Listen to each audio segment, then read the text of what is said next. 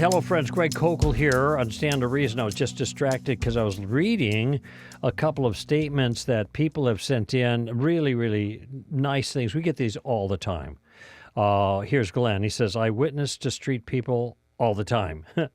The tactics SDR taught me gave me the courage to do it. You know, this is, I'm thinking now of our vision. It is confidence for every Christian, clear thinking for every question, and courage and grace. Is that right? Courage and grace for every encounter. Here he says, that's what you guys did for me. Here's Kelly. I went from being afraid to talk about my faith to teaching apologetics. I'll be forever grateful. Oh, man, that's great, Kelly. It's my pleasure to come on board. Here's David, as a strategic partner, exclamation point. SDR has been highly influential in my growth as a follower and ambassador for Christ. Well, David, glad to have you on board as a strategic partner. Now, these are people in the past. And we're gaining new strategic partners this month. And our original goal was be one of the 100. That's what we always call it in August, to get 100, but we're getting close to that. And so I changed my goal. At least my prayers are be one of the 200. And I think we can do it with your help, all right? A strategic partner is somebody who simply gives on a regular basis $25, $50, $100, maybe more, some do. But they have a fixed amount every single month they arrange to have sent to Stand to Reason. And consequently, we have built a massive foundation of those who are regulars that stabilize our budget. It's fabulous. It helps us to be confident about what we do, but we want to build that even more. And so we're encouraging those who have benefited from Stand to Reason over the years even, or even just for the last few months, to say, come on board, be part of our team, be a strategic partner, be one of the 100/200 now, okay? Very easy to do. Just go to str.org/ what, partner? Is that right? I got to look it up now. Yep, str.org/partner. Follow the prompts there and make your pledge and join our team. And what we'll do is we're going to send you a gift.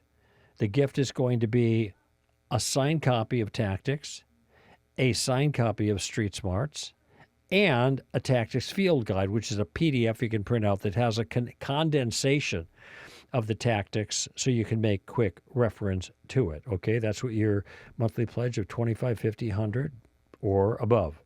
And be generous.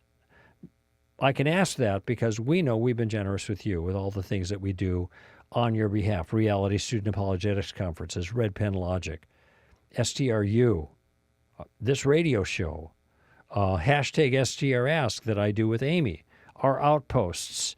And we provide resources every single month to those of you in our community at no charge, whether it's Solid Ground or whether it's the mentoring letter I send out. We are able to offer that to you at no charge because we have generous partners like the strategic partners that help us make that possible. So I'm just saying, join the team.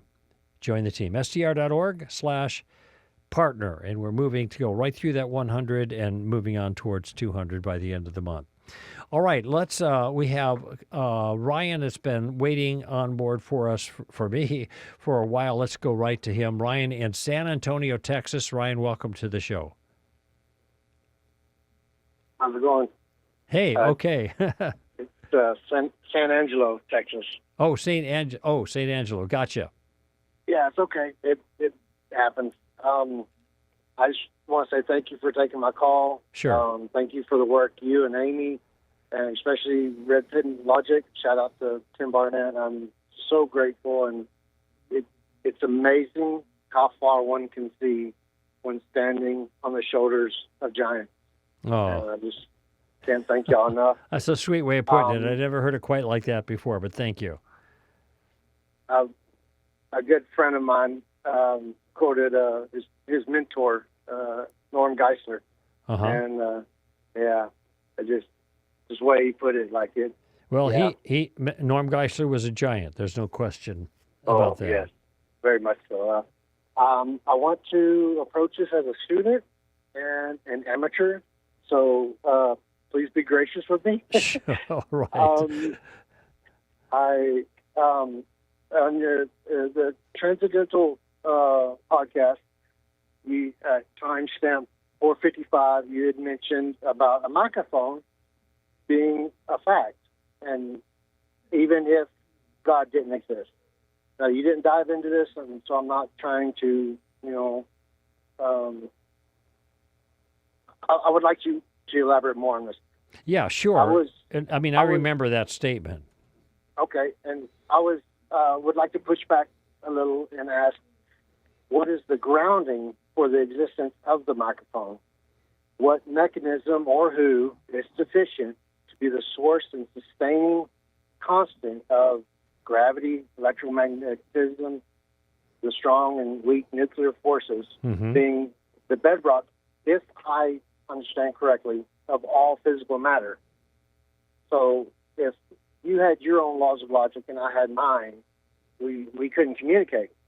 Right. In the same way, if I had my own alphabet and grammar for what I called the English language and you had yours, there would be no conversation Agreed. right now. And so when I talk to people online and stuff, it seems they will squirm and squiggle on the moral issue as much, but when it comes to logic or reason, and then you point out, hold on, your worldview, reasoning from effect to sufficient cause, lacks the grounding to say anything's logical or anything's reasonable. And when pointing that out through what they say, applying the claim to itself, and it's just like they really push back, and it turns into what I've often heard of, pigeon and a chess match, where the pigeon walks on the board, knocking all the pieces over, pooping on the board, chanting, "I've won, I've won, I've won." And it's just heart-wrenching to see, like, can you hear yourself? Can you see what you're willing to go to hang on, to steal this grounding that your worldview does not support? And so... Okay, well, there's some of the stuff I got lost in a little bit towards the end, but the beginning I was following you. Well, let me just cover what I did understand, and then you could maybe bring up more. But it sounded like you were raising three different kinds. Actually, you mentioned four different kinds of arguments for God. You did mention the moral argument, and then you said you don't get pushback so much from that. But then you also mentioned my reference to the microphone, and that was a specific circumstance at University of Toronto. I'll get back to that in a moment, but that is to make the case about the cosmological argument, particularly the Kalam cosmological argument. Then you mentioned the fine-tuning of the universe, which is a design argument, and then you mentioned a type of what's called a transcendental argument that has to do with the how do we make sense of laws of logic that even allow us to have an argument to begin with? So those are four separate arguments. I don't use the transcendental argument with regards to rationality, because I don't have a sense that it's that persuasive to people, and I'm not even entirely comfortable with it. Go ahead. And I remember you saying that, and I just when looking at the known physical universe, what can ground that this is not an illusion? If that's a mechanism or a who, if the immaterial, spaceless, timeless, powerful, personal deity that we call God is the unmoved mover, like C.S. Lewis in Mere Christianity, when he talked about how when people quarrel and say stuff like, "Oh, give me a bit of your orange, I gave you some of mine," right. There isn't the heck with your standard. There's an implied you know the standard. Sure. I shared my stuff, so you should share yours with me. Right. That's the power of the moral argument that he's making there, because there is shared understanding. But I think even if I got you right, how do we know that this isn't an illusion, and that would undermine maybe an argument based on the existence of the universe? Maybe it's just an illusion.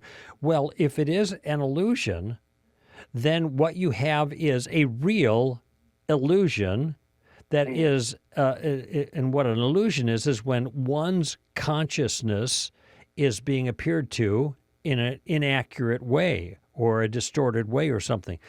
But that means you have the individual perceiver that exists, and you have the illusion that exists. You have two things that exist. And this gets back to my microphone comment, because if anything is existing, we have to ask the question, why does it exist? Why is something rather than nothing?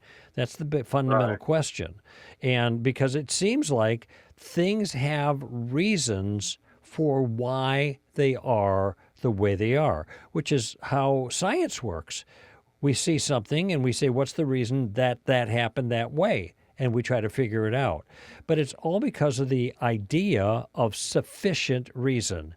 So when we stumble upon something that's real, then we can, whether it's an illusion or a conscious individual having an illusion, or whether it's just a microphone, we still have to ask the question, where did that come from? Why is it there rather than nothing there? Now, the microphone isn't the best illustration. What happened is I was making this case at the University of Toronto from an atheist who has challenged me to give any evidence for God. And so I'm making the case that if there is stuff, there is something that exists, then there must be a reason why it exists.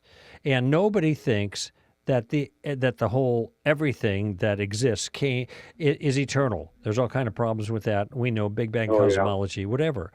So when I was asking him to set this up, I said, do you agree that things exist? And he faltered. He didn't want to follow my lead. And then finally he said, well, this microphone exists. Okay, fine, I can work with that. As long as there's something, then I can ask the question, why is there something rather than nothing, given the principle of sufficient reason? So then that's going to lead me to the origin of the universe, and then the question is, what caused everything to come into existence? And there are only two options, either something did or nothing did. Okay. Now, if something did, you got a miracle. That's God. And you could reason to that. It's got to be smart, got to be intelligent. I don't think it has to be timeless. That's another thing a lot of people add in. But nevertheless, when Einstein talks about time, my suspicion is he's talking about history, but there could be time before the universe existed, but it was in a non-physical dimension. Nevertheless, if all that we know of came into existence sometime in the past, if the universe, the cosmos, has an age, then the question is, what caused it? Either something or nothing. Now, if something caused it, it would have to be something adequate to cause the whole universe, smart, powerful, and personal, because only persons initiate causal chains. In other words, they start things happening. If there's no person there, there's no start of it. So then there's no dominoes falling if nobody can click the first domino, okay? Now, they don't want to go there. That sounds like God, okay? So then they want to say, oh, well, nothing caused everything for no reason and with no purpose. All right, you can do that if you want, but at least you got to admit that you believe in a miracle too. Everything coming from nothing.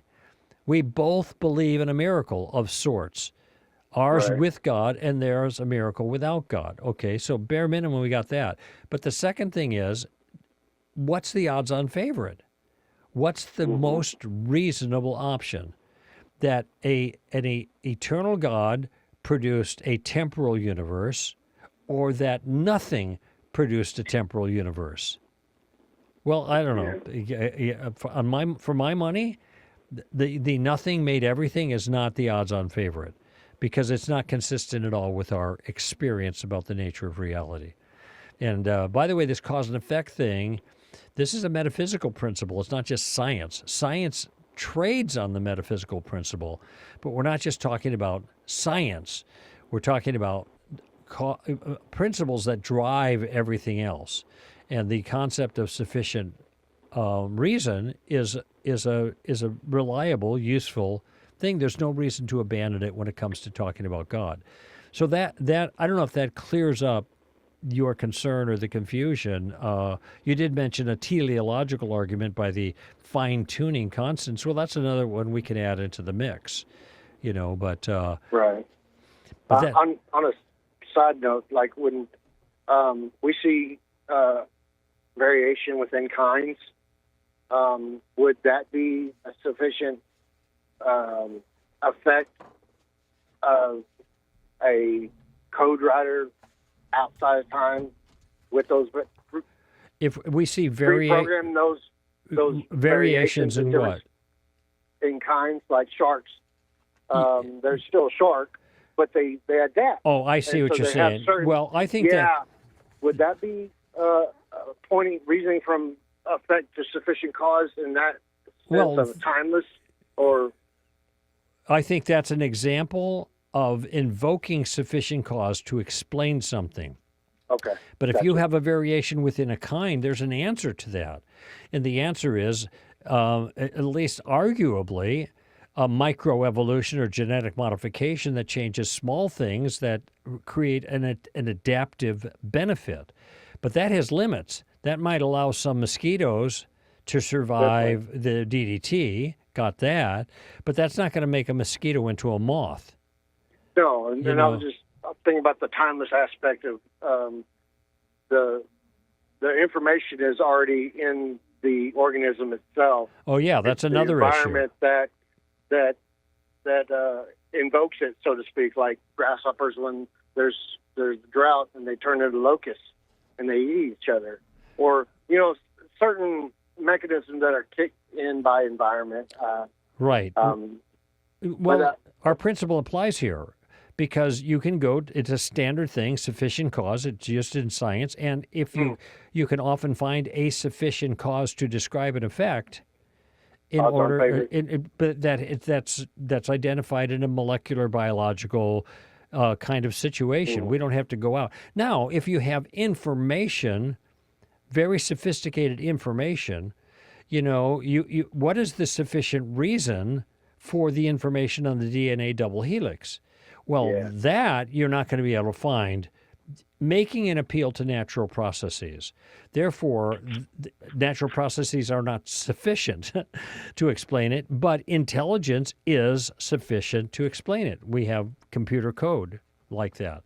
So the same principle can be used across the board, and sometimes it's going to point to a material cause, and other times it's going to point to something that does not lend itself to material cause. So I have a piece of paper in front of me. It's a note. It's notes of stuff, okay? Now, I remember Stephen Meyer, who wrote Darwin's Out. You know who he is, okay? So he was given a lecture. This is 1993. And he stood before the classroom as MA Phil philosophy class, and he said, I could know everything about this physical piece of paper upon which there's writing and typing and stuff. I can know exhaustively and omnisciently every physical detail, but I will never know what it says. Boy, that stuck with me because I've remembered it ever since because it's powerful. The what it says is not inherent in the material stuff. Okay. It's the shapes of the stuff that's a code. You got to understand the code to know what it refers to. Okay. Right. And so that means the information can't be reduced to something physical. Right. So now we've got something that can't be that's a physical cause is not a sufficient reason for that thing. There's got to be a different kind of reason. Got me? Yeah. Right. Okay. That makes sense. All right, Ryan. Say again? I just the laws of logic aspect and grounding So I didn't like. I wanted to present to you because you're much better at like dissecting certain things. I didn't realize I was incorporating so Sure. much into that. I was like, I didn't Yeah. realize that, and I appreciate that. No, you're welcome, And and I'm glad you asked. And you were sandbagging me on me a little bit because you said, "Hey, be nice to me. I'm not so good at this." And man, you're on top of it all, brother. You got it. So no worries. All right, Ryan, I got to run. well, thank you. I just want to present the best that I can for like make contact with the ball and get them to the next base, whatever that base may look like. All right. Hey, thanks for the call. You're welcome. Okay, bye, Bye-bye. Ryan. Yeah, appreciate that. Let's go to break, and I'll be back with more of your questions on Stand to Reason.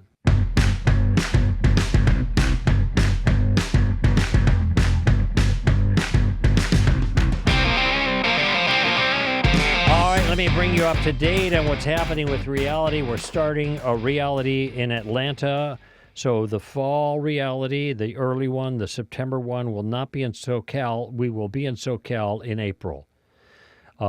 September 12th and 13th, Atlanta, Georgia. All right. We already have, I'm just looking at the numbers here.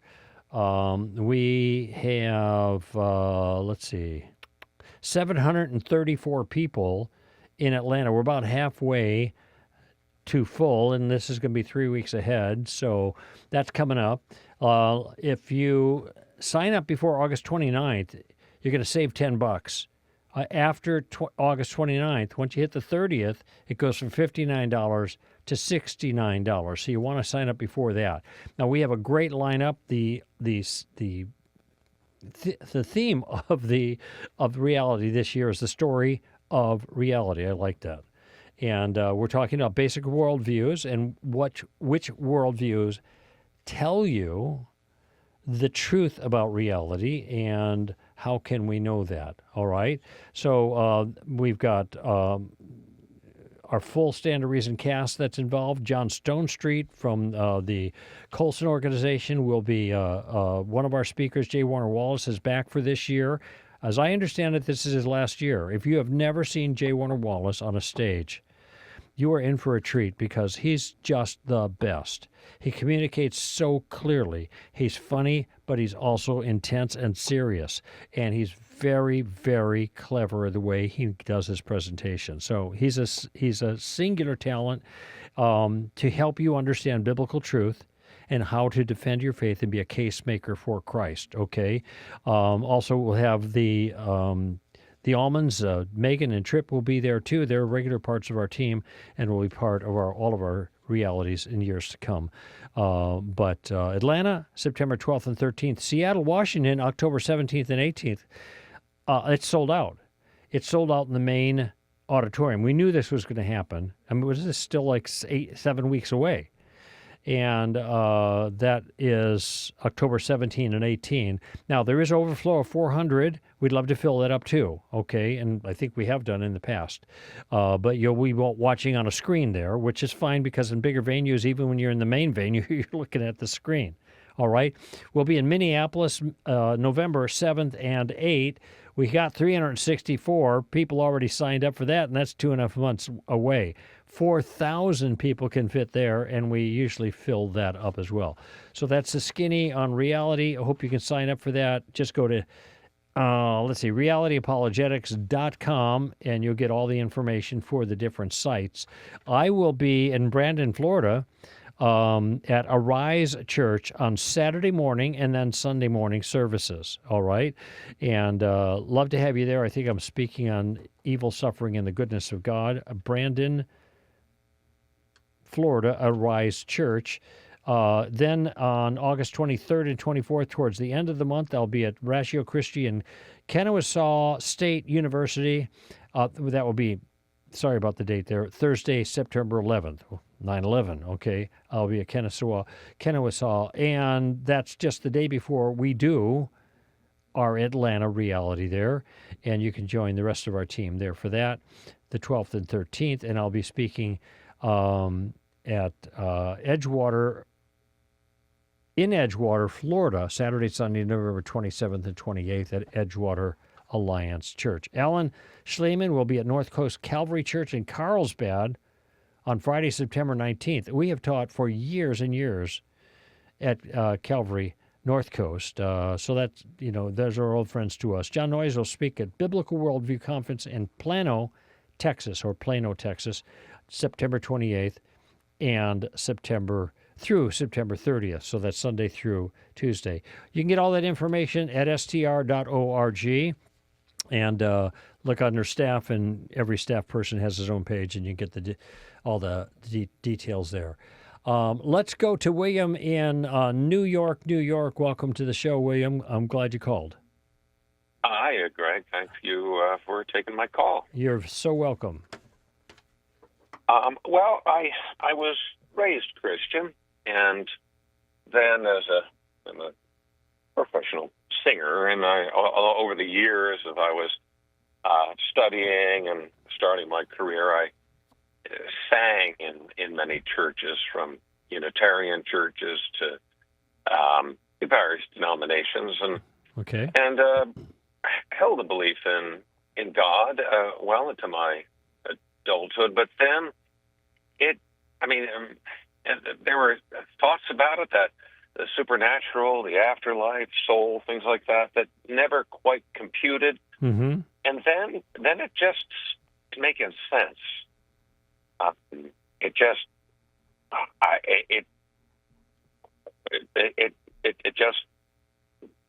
kind of, I couldn't find any reason to believe in what could be called supernatural or God, and claims of Christianity, or Christian claims, I suppose, just stopped making sense. Yeah. So, and now I just as I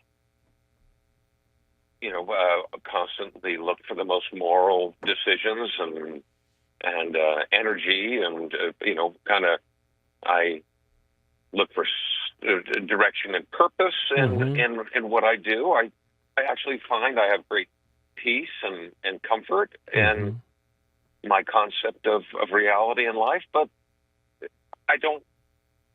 How might I believe in God or anything supernatural? Mm-hmm. Is my question, I guess. All right, yeah, it's a pretty fair question, straightforward, and the general answer is you believe in God or the supernatural for the same kinds of reasons you believe in anything else, that you have reasons that are good. Now, I wouldn't be surprised if somebody doesn't believe in God if they don't have any reason that they're aware of to think that's the case. And this is true with all kinds of things that are fanciful that people talk about but realize they're not real, like unicorns or leprechauns or gold at the end of the rainbow or whatever, okay? Because there's actually no good reason to believe them, all right? So what about God? Are there good reasons to believe? And you actually mentioned a couple of things. It didn't make sense. You said there's no reason to believe not only in God, but in the supernatural. Okay, so I just want to offer a couple of thoughts to you that you can chew on, all right? And maybe we can talk at another time again about this, but I want to give you a little bit to chew on. But I want to ask you a couple of questions first. Is that all right? Sure. Yeah, okay. And part of the reason I want to ask you some questions is I think that there are things that relate to evidence for God that we already know, but we haven't connected the dots. Not only to God, but also to the supernatural. Okay, so first question is, when it comes to the universe, all right, do you hold the conviction that the universe is eternal, it's always been here, or do you think that the whole cosmos came into existence, some 14 billion years ago or something like that? My understanding is, as far as we know, it's eternal so far as we can understand what time is. So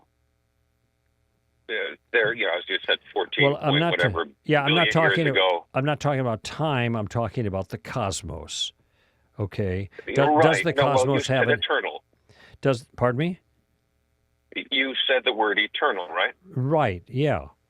Like Yeah, and has the so it's cosmos always existed, therefore it has no age, or did the cosmos come into existence at some point in the past, therefore it does have an age? I would say, is it eternal, or did it come into existence at a certain point? I'd say that as far as we know of no, beginning or end time for the cosmos. So I guess that would, and by some definitions, I guess that would be eternal. Well, I'm wondering if maybe I have placed my question in a way that's not clear, because almost nobody, scientist, physicist, philosopher, or anybody anymore, thinks that the universe is eternal, including time, that they all had a beginning when the cosmos came into existence in the past. Now, the general number is like 14.5 billion years, give or take a billion. But the point is that the universe has an age and it came into existence. And so I was I've asking. never heard that from any scientist. Seriously, you know nothing about Big Bang cosmology then? Big Bang cosmology says that the current presentation of the universe, as we understand it, had expanded from something that was there. Well, we could say prior, but our understanding of time, kind of falls apart there. But that wasn't the beginning of everything. That was just the beginning of the current, understandable form of the universe. Well, there are some who believe in it may be an oscillating universe, but that isn't the going concern of the theory because of the facts that we have. Almost everybody acknowledges that there's an absolute beginning to the universe. I think the answer generally is we don't know. All right. Well, I've never heard a scientist. I don't know of any scientist any cosmologist who has said that there was enough there. I mean, Lawrence Krauss has a book that says the universe from nothing, but he's speaking in kind of physics. He's physicist terms. Right. He's also cheating because he's the nothing. His nothing is not nothing. It's not non-existence. And part of the problem is, Einstein came to the conclusion the universe had a beginning. So there's a pretty smart guy, and you have the standard Big Bang model by Stephen Hawking that had a beginning too. And I know they fudge around a little bit, but it turns out to be that any cosmology you have is going to have an absolute beginning. Now, if this is a question in your mind, okay, well, then I'm not going to be able to use that to make the point about God. But there's a number of reasons why it had to have an absolute beginning. And one of them is the universe is cooling off. The energy is being lost for productive work, and the universe taken as a whole is getting cooler and cooler. And somewhere down the future, in a long time in the future, there will be a point of universal heat death. We'll be at 0 Kelvin, and nothing will be moving because the universe will be completely dead. Now, we're not there yet, which is another scientific reason to draw the conclusion that the universe had a beginning and it wasn't around forever, because if it was around forever, it would be cold. So that would be the straightforward, most obvious conclusion to draw from the fact that the universe is now getting colder. Does that make sense? I've heard some theories of what happens at when there is complete entropy or something to that effect, but that doesn't, none of that. That's all in the realm of science, and I don't quite understand it. I don't know what is going to happen. No, okay. At that point in the future, I don't. I mean, in terms of scientific fact, I have to say that I don't know. Okay. what's surprising to me a little bit, because the consensus is, it's not just consensus. The consensus is almost universal regarding what I just told you. And there's a reason for it. And so when you think about the reason for it, that is the universe getting cooler and moving inexorably to ultimate heat death with no means to gain more heat and more energy.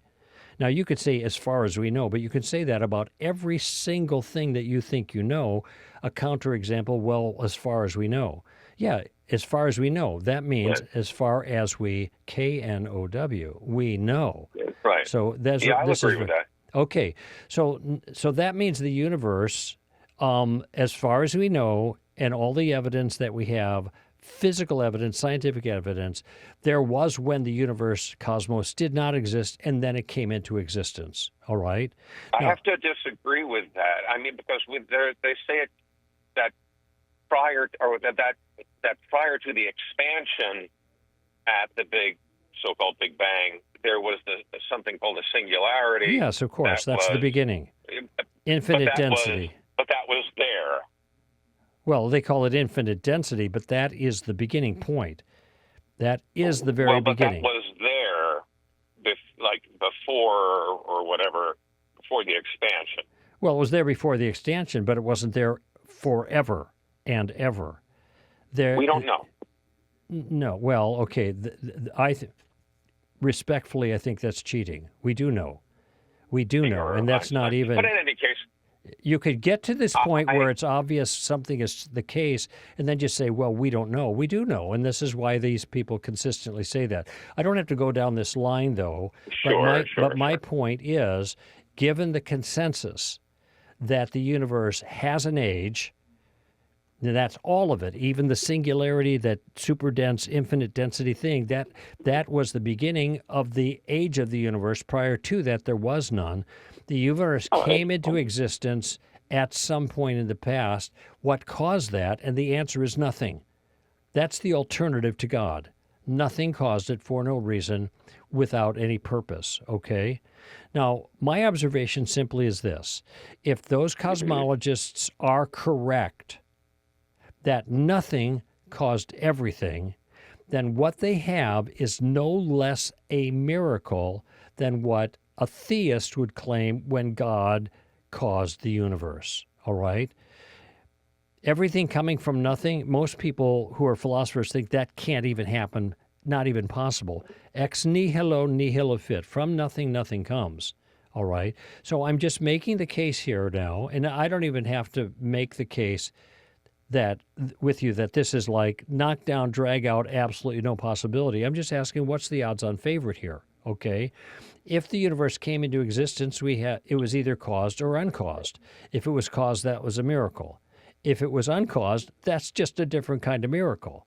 So in either case, you have something magical going on, which means we live in a magical universe, regardless, on either side, either a supernatural or supranatural, that is something above and beyond the natural world, is responsible for the universe coming into existence.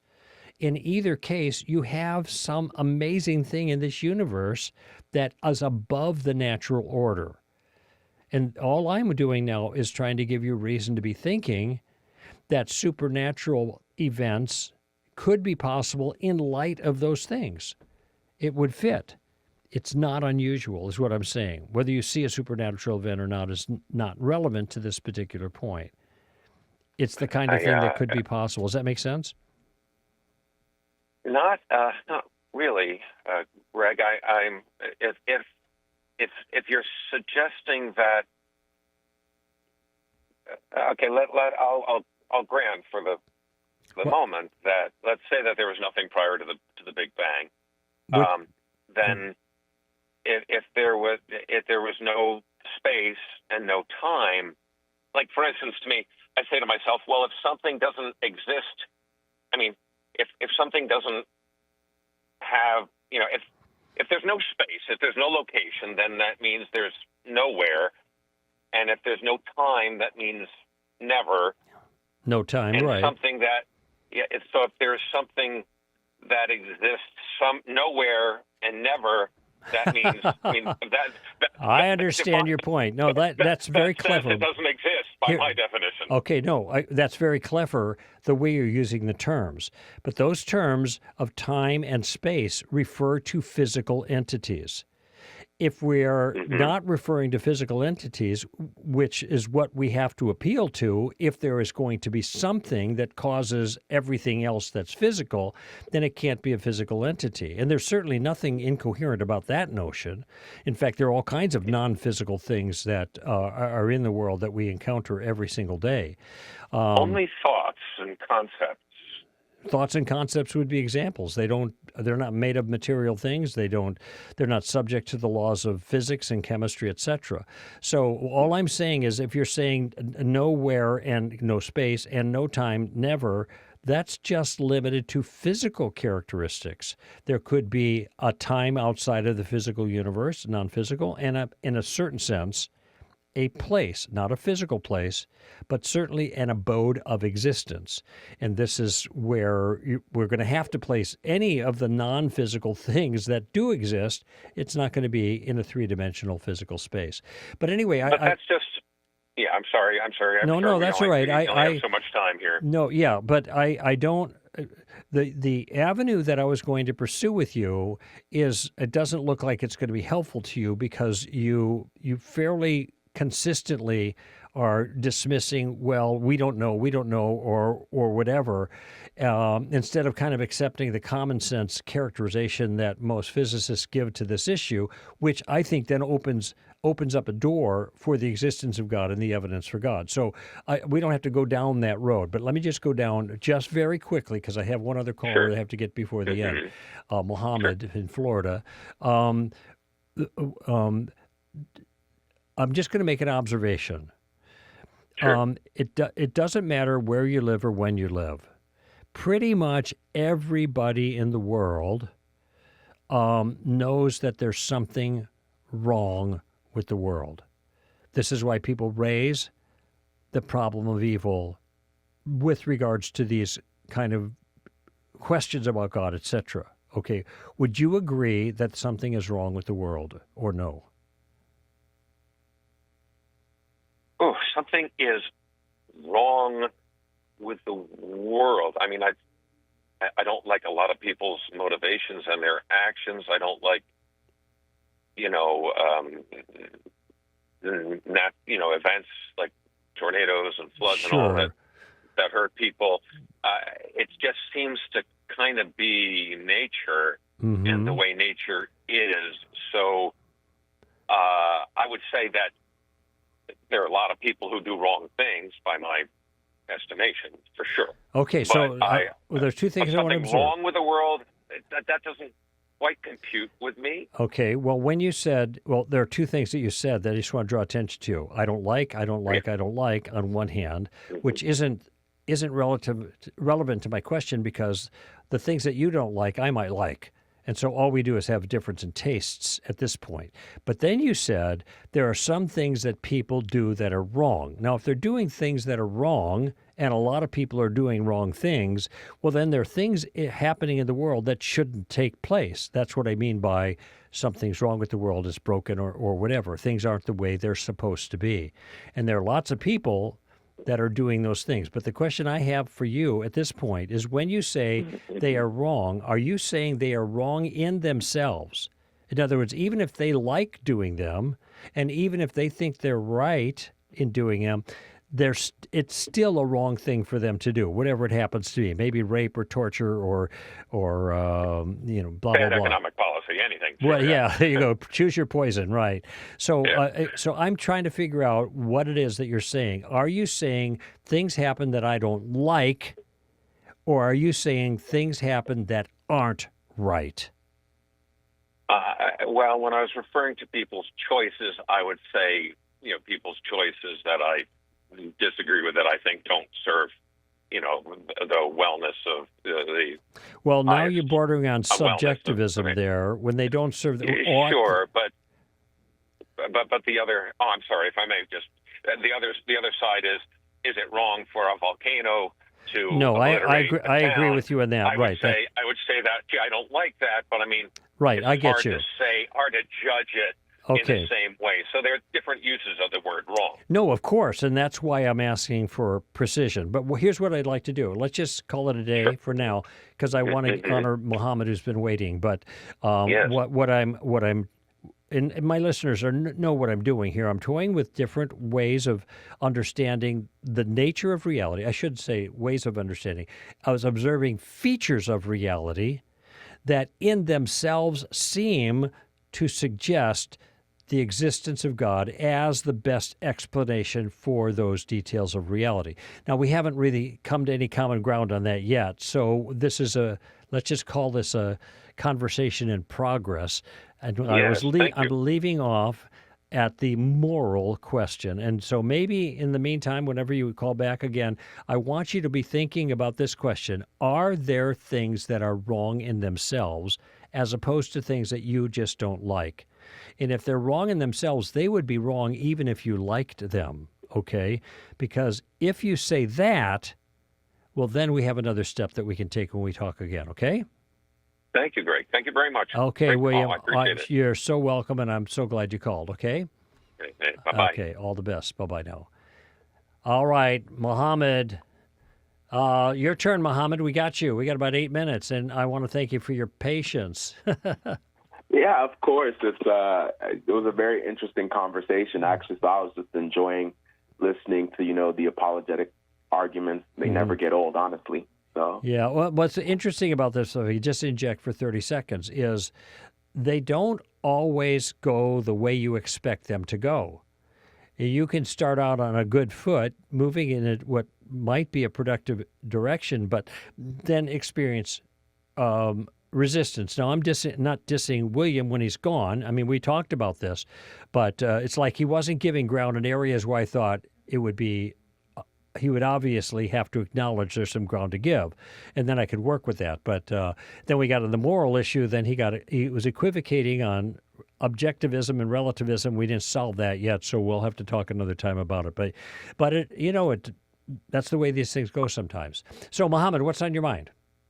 yes, I have, I guess, 6-7 minutes to talk about something that I just wanted to kind of hear your thoughts, maybe have a little discussion on a nuanced view that I have for the way that the Lord moves and speaks in our world. Okay. And I've heard, the STR teaching on the Lord speaking, and I think, I have some areas where I agree, some areas where I disagree. Okay.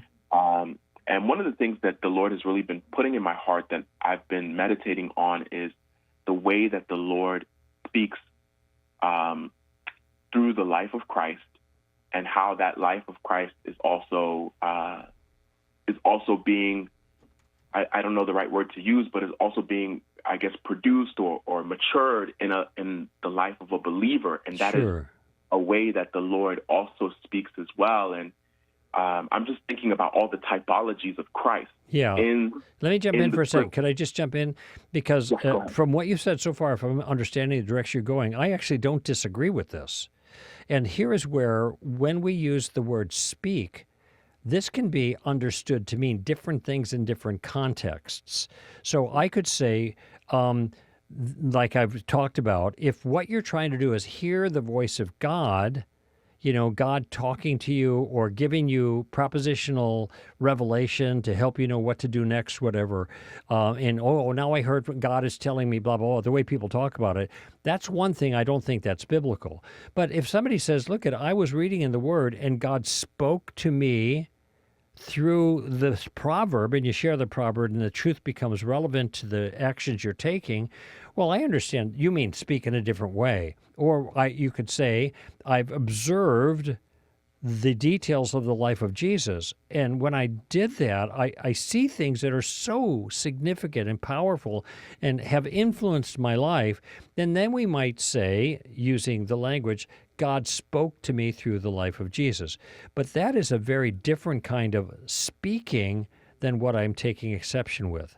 So I'm not sure that we're disagreeing if you're talking about the way the Holy Spirit is working in your life to help you see things about Jesus that actually changes your life. if that's what you mean, I'm in complete agreement with that. Yeah, and I think to a certain extent that's definitely what I mean. I think that that's an important dimension in regards to the working of the Lord in our lives. You know, what the Lord has really been laying in my heart is the fact that as believers, like, we are supposed to reflect the life of Christ. And I know that on STR, you guys would always teach that that those that are led by the Spirit of God, they're the sons of God, and that refers to the trajectory that you are on. Yes, that's the behavioral trajectory is what Paul is referring to there in Romans 8. When he says led by the Spirit, that's parallel with putting to death the deeds of the flesh. If that's what you're referring to, I'm right on there with you.